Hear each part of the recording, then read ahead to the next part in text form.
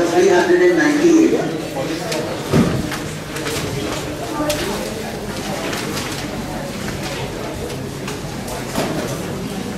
Okay, page number 398. Now there are going to be 3 sections in the equity part. One part would be valuation. Since it is mathematical, numerical, number oriented, therefore it's easy, fast, okay, and not boring. That is the part we'll start from basic valuation models. इसमें तो पूरा mark समझिए. The second and third part would be some bit of theory regarding industry analysis and economy and all that. को लेके थोड़ा theory, ठीक है? तो we are first of all doing the equity वाला part, okay? तो equity में 3 parts हैं मोरे. The first part is basic valuation models. As I was hinting at in FSA yesterday, that way you should know कि the value of any financial instrument is the present value of the future cash flow discounted at the required rate of return. We have done valuation of which financial instrument a number of times. Bond. Fixed income का भी आता है ना कि fixed income में अगर plain money है, so there are regular coupons and last पे जाके क्या है redemption. Depending upon the credit rating of the issuer, okay, we decide upon the risk premium demanded and accordingly we pull the cash flows at the required rate of return. So I am trying to tell you all कि basic valuation का methodology अपने सबको आता है, ठीक है? आपने वो bond में की है, but अगर वो preference share में करना पड़े या equity share में करना पड़े, academically it makes no difference. तो फिर मैं बोला academically, practically it makes a hell lot of a difference. क्योंकि practical life में बॉन्ड का वैल्यूएशन इजी है, बिकॉज़ बॉन्ड में तो ऊपर क्या मिलेगा पहले से पता है. हाँ मिलेगा नहीं मिलेगा, कंपनी मार देगा, क्रेडिटर्स का वो सब अलग बात है, रिक्वायर्ड रेट ऑफ रिटर्न क्या ऐसे देंगे, बट पैसा क्या मिलेगा वो तो पहले से ही पता है. But in the case of equity common stocks you never know what dividend the company will pay. You don't know what dividend the company will pay. आपको पता नहीं कंपनी क्या डिविडेंड देगा, और डिपेंड करता है कंपनी के अर्निंग्स के ऊपर. किस पर डिपेंड करता है? अर्निंग्स के ऊपर. कंपनी के अर्निंग्स के ऊपर डिपेंड करता है, तो आपको फोरकास्ट करना पड़ेगा. तो प्रैक्टिकली रियल लाइफ में which is more subjective, bond valuation or equity valuation? Equity valuation is highly subjective. It requires a marvelous intellectual knowledge of the industry, economy and company, ठीक है? Which is not required in the case of bond. Bond is very easy, ठीक है? But equity is very difficult practically in real life.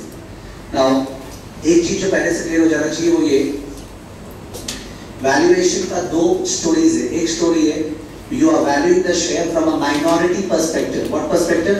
Minority perspective. आपने किसी company का 500 share bye करना चाह रहे हैं, तो आपने क्या प्राइस पे करेंगे? Minority one, minority perspective. मतलब जो इंटर कॉर्पोरेट इन्वेस्टमेंट्स कल करा था ना, उसमें पैसिव या एक्टिव? पैसिव का बात कर रहा हूं, ठीक है? दूसरा हो गया we are valuing an investments from a controlled perspective. What perspective? Control. A limited is going to acquire B limited. A limited is going to acquire B limited. जब कंट्रोल पर्सपेक्टिव यूज करते हैं तो in that case we don't use DDM. Think about it. A limited is acquiring B limited. Why is A limited interested in the dividend policy of B? क्या मतलब उसको? A limited is interested in the cash flow generating ability of B ना? Cash flow generating ability of B. Therefore we use the free cash flow approach. What approach? Free cash flow approach. Free cash flow approach पे 2 approaches था ना, कौन सा? FCFF, FCFE. FCFF was for the firm. FCFE was for equity. FCFF is there to be pulled at KC or KE? KC. And FCFE is to be pulled at the rate of KE. FCFF को KC से पुल करना है, FCFE को KE से पुल करना है, KE से, ठीक है? तो बट उस वैल्यूएशन पे लेवल 1 में फोकस नहीं है. They want you to know कि हाँ कंट्रोल में आप अपने free cash flow method use करेंगे. फ्री कैश फ्लो का फॉर्म हम लोग को आता भी है, उसका फॉर्मूला भी, और KC से पुल करना है और FCFE को KE से पुल करना है, बट उसके ऊपर फोकस नहीं है लेवल 1 में, ठीक है? तो बिकॉज़ यहाँ पे mergers and acquisition corporate finance नहीं था. यहाँ पे फोकस किस पे है? Retail perspective, minority perspective. But ये जो अंडरस्टैंडिंग है ना माइनॉरिटी और कंट्रोल पर्सपेक्टिव, अगर किसी स्टूडेंट को समझ में आ जाए माइनॉरिटी और रिटेल पर्सपेक्टिव और समझ में आ गया माइनॉरिटी और कंट्रोल, तो उस केस में ऑल्टरनेट इन्वेस्टमेंट्स का 2 दिन टिक मार्क राइट हो जाएगा. ऑल्टरनेट इन्वेस्टमेंट जो इसके बाद हो जाएगा ना, उसका टिक मार्क इसके बाद राइट हो जाएगा. आई एम ट्राइंग टू से आप कब पैसा थोड़ा सा शेयर का दाम हम बोलना चाह रहे हैं. Intrinsic value of share $700 alternative 1, $715 alternative 2. $700 alternative 1, $715 alternative 2. Same company का इंट्रिंसिक वैल्यू दोनों राइट है. बट तुम्हारे ख्याल से कौन सा कंट्रोल वाले के 700 वाला के 715 वाला 715 वाला जो कंट्रोल कर रहा है ना वो कंट्रोल प्रीमियम पे करेगा। इफ आई एम शेयर तो मेरे को मिल रही है, at the same time I will have the authority to control the affairs of the firm. Think about it, अपने किसी कंपनी का शेयर बाई करते हैं तो अपने तो बेवकूफों के जैसे उस कंपनी के मैनेजमेंट की तरफ देखते रहते हैं ना कि यार वो संभालेगा, ठीक डिसीजन लेगा, ठीक है। मतलब एक तरह से तो we are taking management risk. But अगर ए बी को अक्वायर कर लिया और उसके मैनेजमेंट को वही कंट्रोल करने वाला है तो ए का वो रिस्क नहीं है। कम से कम मेरे को ये तो पता है कि यार इंडस्ट्री अगर ठीक है हम भी उस कंपनी को संभाल के ठीक कर देंगे, ठीक है। तो इसलिए जो कंट्रोल करा कंट्रोल उसका रिक्वायर्ड रेट ऑफ रिटर्न कम होगा, रिक्वायर्ड रेट ऑफ रिटर्न, वो मैनेजमेंट रिस्क रन नहीं कर रहा ना, okay.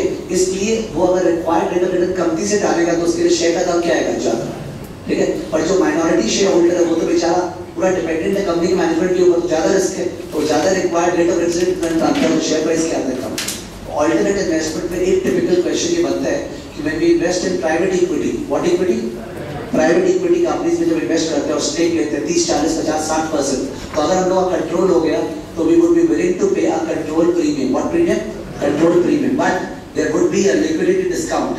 What discount, liquidity discount. मैंने प्राइवेट इक्विटी बोला तो प्राइवेट इक्विटी लिक्विड लिस्टेड है कि अनलिस्टेड है, अनलिस्टेड है, तो वो तो शेयर खरीदेंगे तो बेच नहीं पाएंगे ना, जबकि लिस्टेड कंपनी का तो शेयर जब भी बेच देंगे। तो यू लाइक इट और डिसलाइक इट, डिसलाइक इट, तो व्हाट यू डिसलाइक उसके कारण यू विल पे मोर और लेस, आप पूछते हैं कंट्रोल बताइए है तो आप ज्यादा दोगे या कम, ज्यादा देंगे, कंट्रोल प्रीमियम, ठीक है। और अगर डिस्काउंट और अगर मार्केटेबिलिटी नहीं है, लिक्विडिटी नहीं है, तो discount for lack of marketability and liquidity, ठीक है, तो वहां पे कम आता है। It's good that we integrate the same because alternate पे वहां पे कम हो जाएगा, ठीक है। तो वो मेथड्स ऑफ वैल्यूएशन है। तो नीचे में जहां स्पेस हमारे लिखना ना methods of valuation, methods of valuation, methods of valuation से दो arrow, methods of valuation, left side में DCF, लेफ्ट साइड में DCF डिस्काउंटेड कैश फ्लो, और राइट साइड में रिलेटिव वैल्यूएशन, राइट साइड में relative valuation. Relative valuation means comparable valuation, okay. Relative valuation, relative valuation किसमें P ratio ये सब use होने वाला है, relative valuation, because of relative valuation में we are going to value a firm on the basis of how similar firms are valued. Relative के अंदर लिख देना, we will value a firm on the basis of how similar firms are valued. We will value a firm on the basis of how similar firms are valued. We will value a firm on the basis of how similar firms are valued. On the basis of how similar firms are valued, using price multiples. Using price multiples, using price multiples, that is P ratio P by E, comma PS ratio P by S, comma PB ratio P by B। ऐसी guesswork अभी से एक बार ground setup कर देते हैं। अगर कोई company liquidate होने वाला, लिक्विडेट, तो जनरली कौन सा मेथड ऑफ वैल्यूएशन और कौन सा मल्टीपल तुम एडवोकेट करेगा, PE या PS या PB। अगर लिक्विडेट होने वाला है तो बुक वैल्यू बढ़िया, अगर लिक्विडेट होने वाले तो ऐसी कोई कंपनी है like bank and finance companies जिनका सारा का सारा एसेट्स लायबिलिटीज आर फाइनेंशियल, तो फाइनेंशियल एसेट्स और लायबिलिटीज में मैंने लोन दिया हुआ में ज्यादा झगड़ा नहीं। बट इन्फोसिस, IBM, ये सब जो कंपनीज है उनमें तो इंटेलेक्चुअल कैपिटल है, ह्यूमन कैपिटल, वो बैलेंस शीट में है कि नहीं है, नहीं है, तो उनका कभी PB रेशियो नहीं करते। और जो बैंक है ICICI बैंक का वैल्यूएशन किससे होगा, PB रेशियो, ठीक है। Shall we come to that part? Okay, elaborately, separately. तो एक बार रिलेटिव वैल्यूएशन की ICICI बैंक का दाम क्या होना चाहिए अगर स्टेट बैंक ऑफ इंडिया का दाम इतना, तो क्या रिलेटिव वैल्यूएशन पर स्टेट बैंक ऑफ इंडिया का दाम देख के तुम ICICI बैंक का दाम थोड़ी बोलेगा, तुम तो ये भी तो देखेगा यार स्टेट बैंक ऑफ इंडिया का EPS क्या है, ओके इसका EPS इतना है और शेयर प्राइस इतना है, तो इसका EPS इतना है तो शेयर प्राइस कितना है, ये तो दैट इज रिलेटिव वैल्यूएशन। और लेफ्ट साइड में जो DCF था, डिस्काउंटेड कैश फ्लो, उससे दो एरो निकाल दो, डिस्काउंटेड कैश फ्लो से दो एरो, एक हो गया DDM और एक हो गया FCF, एक हो गया DDM, एक हो गया FCF। DDM में डैश माइनॉरिटी पर्सपेक्टिव, DDM में minority perspective, comma dividend paying company, comma dividend paying company, minority perspective comma dividend paying company, तब जाके DDM यूज करते हैं। FCF में control perspective, Control perspective, bracket mergers and acquisition. Control perspective, bracket mergers and acquisition. Control perspective, bracket mergers and acquisition. Comma, non-dividend paying company. Non-dividend paying company. मतलब अगर non-dividend paying company हो ना, तो even retail shareholder के लिए कौन सा method use करने वाले हैं? Free cash flow. Because अगर आज तक कोई कंपनी डिविडेंड नहीं दिया है, how will you forecast the dividend? You can't ना, so you have to use what? Free cash flow. वही जो free cash flow वाला जो चल रहा था, उससे तो आया उठा तो FCF और FCFE. Free cash flow वाले में दो पार्ट है, FCF और FCFE. FCFF. FCFF से निकलेगा क्या? Value of equity या value of the firm? Value of the firm. Value of the firm. Discount rate KC. Discount rate KC. और FCFE से क्या निकलेगा? Value of equity. Discount rate K. FCFE से निकलेगा value of equity. Discount rate K. Discount rate K. ठीक है?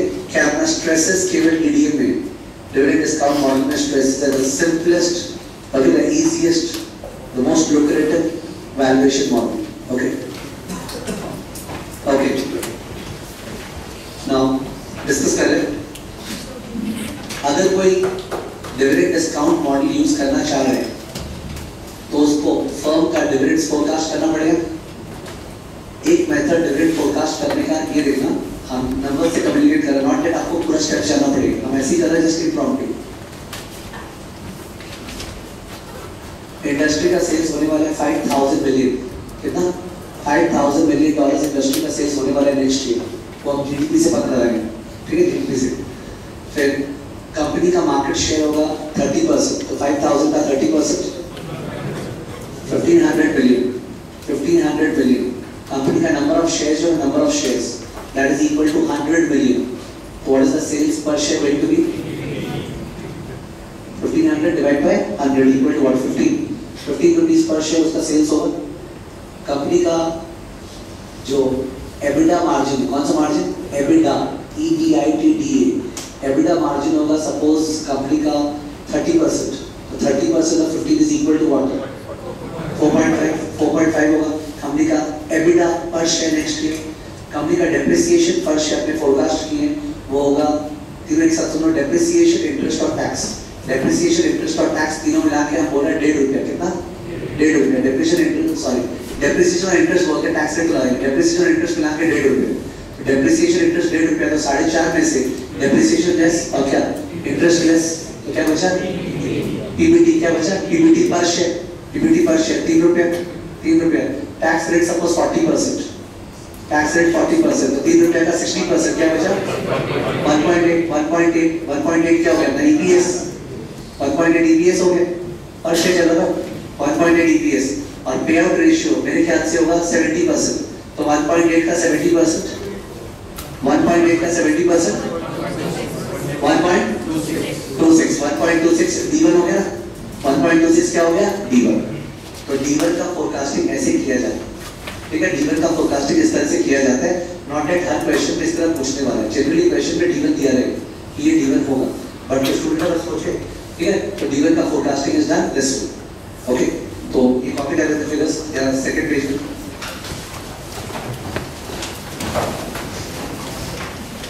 Second page में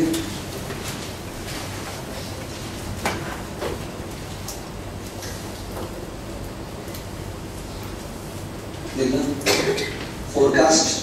forecast sales for the industry. Forecast sales for the industry equal to $5,000 million.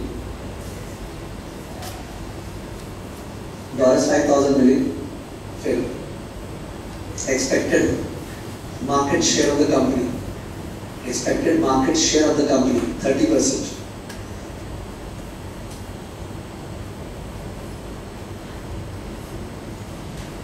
Fail. Expected EBITDA margin. Expected EBITDA margin for the company. Expected EBITDA margin for the company. EBITDA margin for the company equal to